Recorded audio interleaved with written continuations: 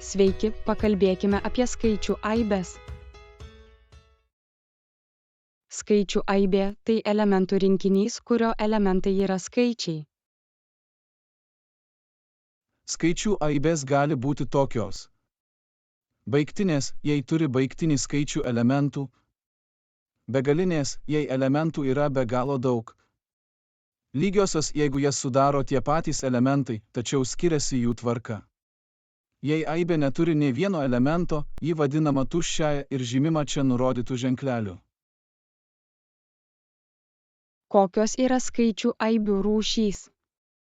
Natūraliųjų skaičių aibė. Žymima raidė n. Ją sudaro visi teigiami sveikieji skaičiai. Sveikųjų skaičių aibė. Žymima raidė z. Ji apima natūraliuosius skaičius, jiems priešingus skaičius ir nulį. Racionaliųjų skaičių aibė. Ji žymima raide q. Šiai aibei priklauso skaičiai, kuriuos galima išreikšti trupmenomis m padalinta iš n, kur m yra sveikasis skaičius, o n yra natūralusis skaičius. Iracionaliųjų skaičių aibė. Ji žymima raide i. Šiai aibei priklauso skaičiai, kurių neįmanoma užrašyti paprastąją trupmeną. Realiųjų skaičių aibė. Ji žymima raide r. Ši aibė apima tiek racionaliuosius, tiek iracionaliuosius skaičius. Aibė, kurios elementai tenkina tam tikras sąlygas, vadinama intervalu. Intervalas gali būti uždaras.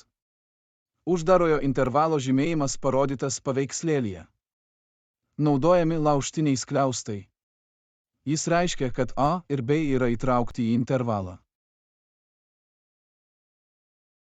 Intervalas gali būti atviras. Atvirojo intervalo žymėjimas parodytas paveikslėlyje. Naudojami apvalūs skliaustai. Tai reiškia, kad o ir b nėra įtraukti į intervalą. Intervalas gali būti pusiau atviras. Pusiau atvirojo intervalo žymėjimas yra parodytas paveikslėlyje.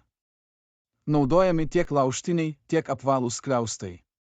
Priklausomai nuo to, kuris kraštas įtraukiamas. Intervalas gali būti neapibrėžtas. Neapibrėžtas intervalas žymimas kaip parodyta paveikslėlyje. Vienas iš duoto intervalo kraštų yra neribotas. Ačiū, kad žiūrėjote. Nepamirškite užprenumeruoti kanalo naujienas. Iki pasimatymų.